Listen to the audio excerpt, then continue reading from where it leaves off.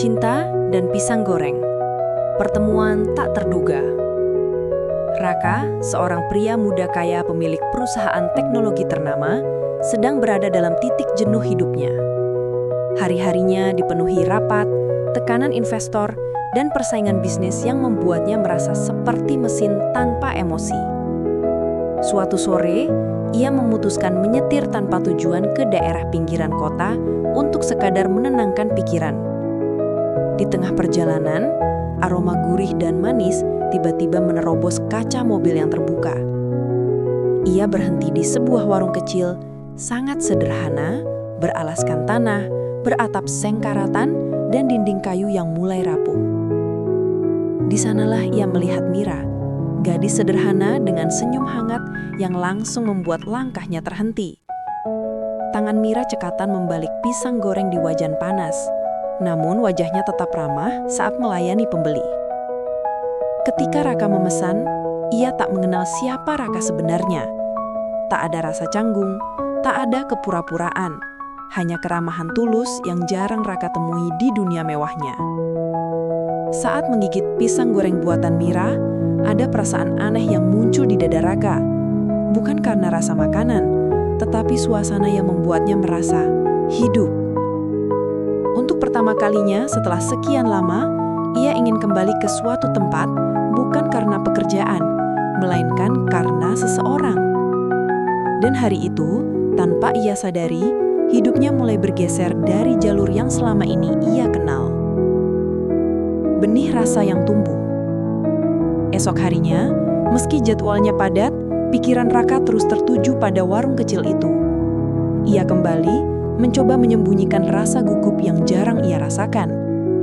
Mira terkejut, namun senyumnya semakin tulus. "Mas mau beli lagi?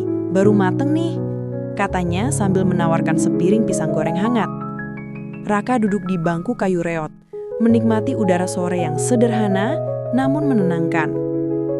Mereka berbincang lebih lama daripada hari sebelumnya. Mira bercerita tentang tanggung jawabnya mengurus adik, tentang mimpi ingin punya warung lebih besar, dan tentang perjuangannya bertahan di tengah hidup yang keras. Sementara itu, Raka pun mulai terbuka, sesuatu yang jarang ia lakukan. Ia menceritakan betapa tekanan bisnis sering membuatnya merasa kesepian meski dikelilingi banyak orang. Beberapa karyawan perusahaannya yang lewat mulai memperhatikan. Mereka saling berbisik, menahan tawa sinis. "Bos kita deket sama penjual pisang goreng, serius?" ejek mereka. Cemooh itu mulai tersebar cepat, namun Raka tak menggubris. Yang ia pedulikan hanya Mira dan perasaan aneh yang tumbuh setiap kali ia melihat senyum gadis itu. Namun Mira mulai merasakan tekanan. Ia takut jadi bahan gosip, takut dianggap tak pantas. Meski begitu, hatinya berdebar setiap kali Raka datang. Ada sesuatu yang ia coba sembunyikan, namun tak bisa diredam. Pengakuan yang mengundang badai. Sore itu, angin bertiup lembut ketika Raka tiba di warung untuk ketiga kalinya. Namun berbeda dari biasanya, wajahnya terlihat gugup sekaligus mantap. Mira yang sedang merapikan meja menatapnya khawatir. "Mas Raka, ada apa?" tanyanya. Raka menarik nafas panjang, lalu berkata perlahan, namun tegas, "Mira, aku suka kamu."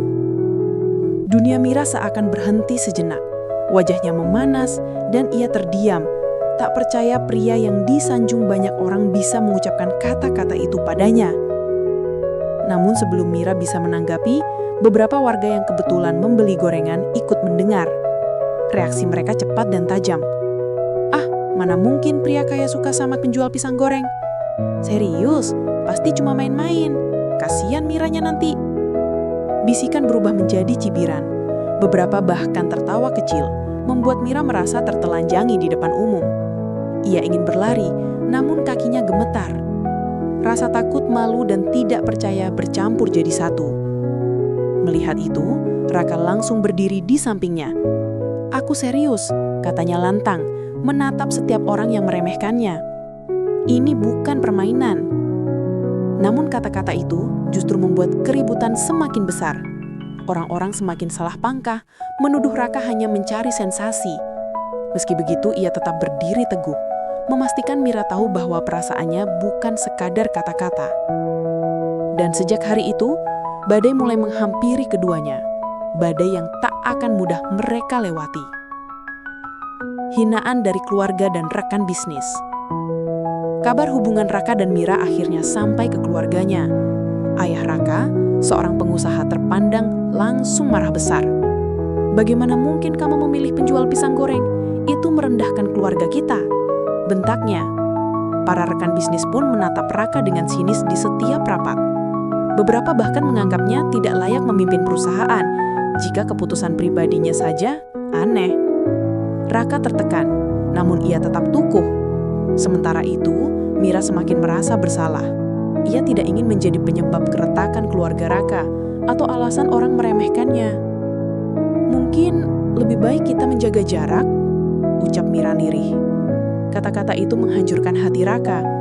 Ia sadar perjuangannya bukan hanya soal cinta, tetapi soal mempertahankan orang yang benar-benar berharga bagi hatinya. Keteguhan yang diuji. Setelah jarak tercipta, Raka merasa hampa. Namun ia tahu, jika ia menyerah sekarang, ia akan menyesal seumur hidup. Ia menemui Mira kembali, meski orang-orang di sekitar warung memandangnya dengan cibiran. "Aku tidak peduli mereka bilang apa, aku hanya ingin kamu," katanya. Mira menunduk, matanya berkaca-kaca. Ia pun akhirnya mengakui bahwa ia juga menyayangi Raka, namun ia takut tidak diterima. Raka menggenggam tangannya. "Biarkan aku yang menghadapi dunia. Kamu hanya perlu percaya padaku." Tekad itu membuat Mira sedikit lega. Meski jalan mereka kehujanan hinaan dan cemooh, keduanya memilih untuk tetap melangkah bersama, walau perlahan dan penuh ragu. Ketabahan yang membuahkan hasil. Raka mulai membuktikan keseriusannya. Ia membantu memperbaiki warung Mira, menjadikannya lebih layak tanpa mengubah konsep kesederhanaannya. Ia melakukan semuanya tanpa memperlihatkan status atau kekayaannya. Masyarakat yang awalnya meremehkan mulai melihat kesungguhannya. Mira pun semakin yakin bahwa Raka bukan pria yang datang hanya karena kasihan atau bermain perasaan. Sementara itu, ayah Raka diam-diam mengamati perubahan anaknya. Ia melihat Raka menjadi lebih rendah hati, lebih baik, dan lebih manusiawi sejak mengenal Mira. Perlahan, penilaian orang-orang mulai berubah, meski tidak sepenuhnya. Namun, sedikit celah penerimaan itu membuat perjalanan cinta mereka mulai menemukan cahaya. Restu yang sulit didapat. Meski banyak yang mulai diam, restu keluarga tetap menjadi tembok terbesar. Ayah Raka akhirnya memanggil Mira. Dengan suara tegas, namun tak lagi marah, ia bertanya, "Apa yang kamu cari dari anak saya?" Mira menjawab dengan jujur, "Saya tidak ingin apa-apa selain melihat Raka bahagia." Kata-kata itu membuat ayah Raka terdiam.